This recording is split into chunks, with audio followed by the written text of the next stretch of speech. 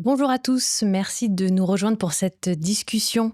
Bonjour Ali, Bonjour Cécile. merci d'être avec nous. Alors quand tu rencontres les gens, j'imagine qu'ils te parlent de leur quotidien, du quotidien à Choisy. Notre ambition commence par transformer le quotidien des Choisiens. Et le quotidien, il est fait de la voirie, il est fait de la propreté, il est fait bien sûr de la sécurité, mais aussi des commerces, il est fait des trajets vers l'école. C'est ce quotidien-là qui est vraiment notre première préoccupation. C'est pour ça qu'on place notre ambition dans la transformation du quotidien des Choisiens. C'est ce que les gens te disent en premier quand tu les rencontres. C'est ce que les gens me disent en premier. C'est vraiment des soucis, c'est des attentes qui concernent leur quotidien, qui est fait de propreté, qui est fait de sécurité, qui est fait de problèmes de tranquillité publique, qui est fait de trajets vers les écoles, qui est fait également de soucis avec notre voirie, etc., etc. Donc notre projet, c'est d'abord un projet qui est inscrit dans le quotidien des Choisiennes et des Choisiens. Est-ce que tu as des exemples comme ça de ce que les Choisyens t'ont dit sur le quotidien, des choses qui rendent fou? Le quotidien, franchement, ça rend fou. Enfin, le quotidien des Choisiens, parfois, ça peut vraiment rendre fou. Quand tu traverses la dalle, est-ce que ça te rend pas folle? Est-ce que quand tu as une plaque d'égout qui fait un bruit d'enfer, un boucan d'enfer tous les jours, est-ce qu'au bout de la journée, ça vous rend pas fou? Quand tu revois des gens qui stationnent à double fil du côté de Buffard, par exemple, est-ce que c'est pas motif à devenir dingue quand le marché dimanche, vous n'arrivez pas à sortir votre voiture parce que quelqu'un s'est arrêté stationné devant le parking de votre résidence, est-ce que ça vous rend pas fou? Oui, le quotidien rend fou. C'est pour ça qu'il mérite le meilleur. C'est pour ça que nous mettons notre énergie dans l'amélioration, dans la transformation du quotidien des Choisiens. Est-ce que les attroupements autour de la place de l'église, ça rend pas fou?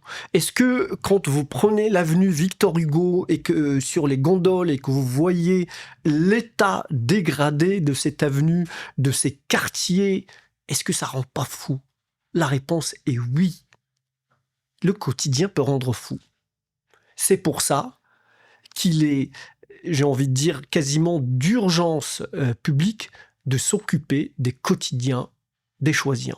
C'est parce que le quotidien rend fou qu'avec mon équipe, l'équipe de Choisy en Grand, on voudrait mettre toute notre énergie sur le quotidien des Choisiens, à commencer d'abord et surtout de soigner, de prendre soin de l'espace public, notamment à travers la sécurité, et pas que, à travers également la propreté, à travers également le soin qu'on doit apporter au commerce de proximité, porter le plus grand soin au quotidien des Choisiens, à commencer par l'espace public, à commencer par la sécurité, à commencer par transformer les grandes zones de Choisy, la place de l'église, le centre historique de la ville, l'axe Victor Hugo, et bien sûr également à travers les quais de Seine qui méritent aussi qu'on les transforme pour donner une nouvelle respiration à la ville. En Voilà. faire une ville familiale? C'est pour ça qu'il faudrait absolument que Choisy-le-Roi retrouve sa dimension familiale.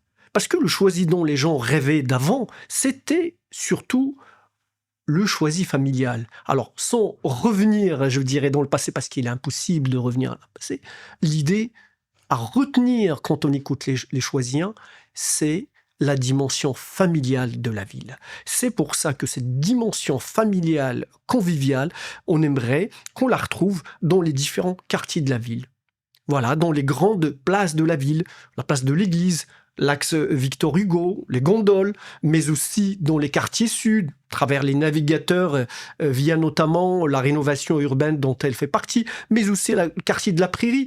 Enfin, en citant les différents quartiers de la ville, tu constateras, et les Choisiens constatent avec moi, qu'on a là tous les atouts d'un puzzle d'une ville-village, c'est-à-dire une ville où chaque quartier a une identité propre, a une place du village, parce que cette place du village, elle reste quand même dans l'imaginaire collectif comme la place de la convivialité, la place du vivre ensemble, la place du lien avec les autres. C'est cet esprit familial, convivial, qu'on a envie de retrouver à travers Choisi en grand. Et cette vie familiale, elle existe dans tous les quartiers, en fait, hein. Tous les quartiers ont une dimension familiale. Bien sûr, ils ont une dimension familiale, mais pour autant, l'aménagement de la ville à ce jour ne permet pas, il y a les atouts bien sûr. Prenons un exemple. Je veux prendre un exemple que les gens, enfin, les Choisiens, qui fait partie du quotidien des Choisiens.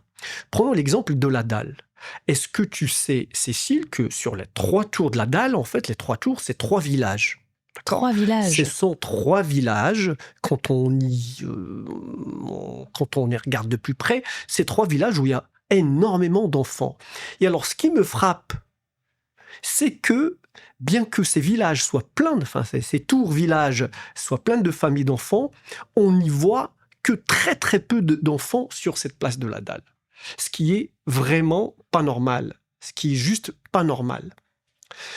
Donc, notre volonté avec Choisi en grand, l'aménagement, la proposition qui est la nôtre et qu'on fait aux Choisiens, c'est, bien sûr, il faudrait arriver avec, je dirais, avec la sécurité. Bien sûr que les forces de la police municipale doivent être redimensionnées et remissionnées sur ces missions contre les attroupements. La réponse répressive, elle doit faire partie du faisceau. Je dis bien du faisceau parce que pour moi, la réponse policière ne doit pas être la seule.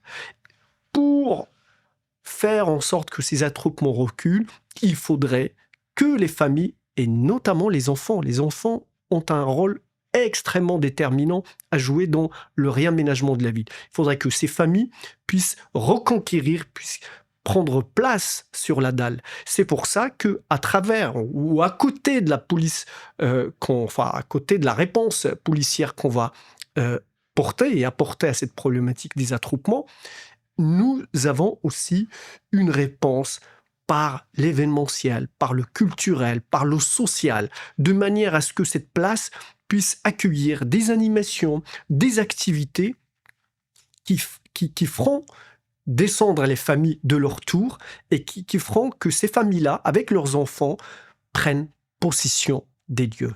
C'est ça la vraie réponse pérenne. Dire que la seule réponse policière est la réponse, c'est faux, c'est illusoire et c'est mentir aux Choisiens. Moi, à côté de cette réponse-là, ce que je crois intimement approprié et pertinent, c'est d'apporter une réponse aussi par la médiation culturelle. C'est-à-dire par des spectacles, c'est-à-dire par des événements, c'est-à-dire par des activités, c'est-à-dire par des services publics sur cette dalle. Je compare toujours la dalle de Choisi avec la dalle qu'il y a par exemple dans le Paris 13e aux Olympiades. Là. Eh bien, on a là mais 2 dalles avec, je dirais, quasiment la même sociologie. Pour autant, ce qui se passe dans la dalle de Choisi n'a rien à voir avec celle de Paris. Paris, vous allez trouver des restaurants, une salle de sport, des espaces pour les jeux, des commerces. Il y a une galerie également, une galerie marchande.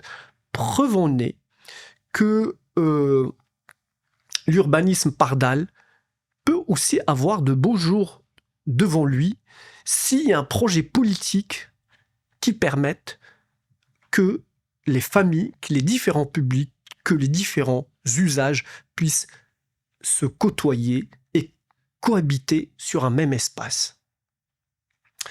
Moi, il me revient une anecdote, par exemple, qui a fait la preuve ou plutôt la démonstration de ce que je porte. Il y a de ça 2-3 ans, il me semble, notre théâtre municipal avait eu la belle initiative d'organiser un spectacle sur la dalle. D'un coup, cette dalle qui est bétonnée, qui est parfois déserte, ou alors quand elle n'est pas déserte, elle est remplie par des attroupements qu'on n'aime pas voir, cette dalle est devenue une sorte d'agora, d'agora, d'amphithéâtre à ciel ouvert où il s'est passé quelque chose. Vous avez les familles qui sont descendues, qui ont fait un cercle et d'un coup, rien qu'à travers le temps d'un spectacle culturel, on n'est plus sur la dalle bétumée, bétonneuse, anxiogène qu'on connaît, on est d'un coup sur une autre dimension. Et c'est ça que j'ai envie d'avoir et de voir dans cette dalle. Des réponses pérennes et pas simplement des réponses policières, quand bien même, et j'insiste, la réponse policière doit également faire partie des réponses à apporter. Et cette réappropriation de l'espace public par les familles, elle passe par la collaboration, la concertation avec elles. Bien sûr, elle passe par la concertation, elle passe par l'envie de leur donner envie et le désir de se dire que cet espace est le nôtre aussi. Et de dire que cet espace n'est pas simplement un espace de passage, c'est un espace de vie. Et c'est là où la culture aussi, hors les murs, a un rôle extrêmement important à jouer dans le vivre ensemble et dans la réappropriation de l'espace public et dans la reconquête de notre espace public. Voilà. Il est clair que ce n'est plus possible de voir notre espace public s'abîmer de la sorte, se réapproprier, alors que ce soit la dalle, que ce soit de l'église, que ce soit la rue, le centre historique Louise Michel, Émile Zola. C'est plus possible de laisser notre espace public, notre patrimoine, et là pour le coup historique, pour le coup on est quand même au cœur du patrimoine historique de la ville, on peut plus le laisser à l'abandon de la sorte dans les mains d'attroupements, d'incivilité, de dégradation, de tout ce qui abîme justement le quotidien. Donc avoir de l'ambition pour la ville, c'est d'avoir de l'ambition aussi pour nos espaces publics, pour nos quartiers, quartier par quartier. Alors là, on a parlé du centre-ville, mais on peut reparler également de la prairie, qui, comme son nom l'indique, est une belle prairie. Mais il faut que cette prairie aussi sorte un peu de son isolement. On a, d'ailleurs on en parle dans le programme, on a une proposition à faire aux Choisiens, et notamment aux gens de la prairie, de faire en sorte que ce quartier soit presque un quartier estampillé santé et bien-être. Je m'explique. Ce quartier, il est au bord de la Seine. On a là les quais de Seine de nouveau aménagés. On a notre centre de loisirs, l'Odyssée, qui agrémente également la dimension zen, la dimension ludique, récréative de ce quartier. Mais on a aussi, peut-être que peu de Choisiens le savent, on a une belle parcelle communale qui jouxte justement ce centre de loisirs. Et bien sûr, cette belle parcelle, notre ambition, avec Choisy en Grand, c'est d'y installer un équipement dédié à la santé mentale, au bien-être et au bien-vivre à la prairie et au-delà à Choisy-le-Roi. Voilà, par exemple, une idée qu'on soumet, une proposition qu'on fait aux Choisiens concernant le quartier de la prairie. Pour les gondoles, c'est une autre histoire. C'est un quartier pavillonnaire, c'est un quartier très ancré, avec une identité. D'ailleurs, on en fait l'anecdote. Vous connaissez, tu connais l'anecdote qui dit, pour les gens qui viennent des gondoles, qui disent je vais à Choisy en traversant le pont. Pour les gondoliens qui font quand même partie de Choisy, je sais combien ils chérissent leur quartier, leur tissu pavillonnaire, combien ils veulent qu'il soit protégé. On va le protéger, ce tissu pavillonnaire. J'ai d'ailleurs porté, lors du mandat actuel, une proposition qui me semblait, une mesure plutôt qui me semblait très forte, celle d'inscrire dans le PLU un taux de plein terre, de la préservation de plein terre. Et ça, c'est vraiment au-delà des vertus écologiques que ça apporte. C'est une mesure qui vise à protéger le tissu pavillonnaire du bétonnage et de faire en sorte que ce tissu soit préservé et protégé.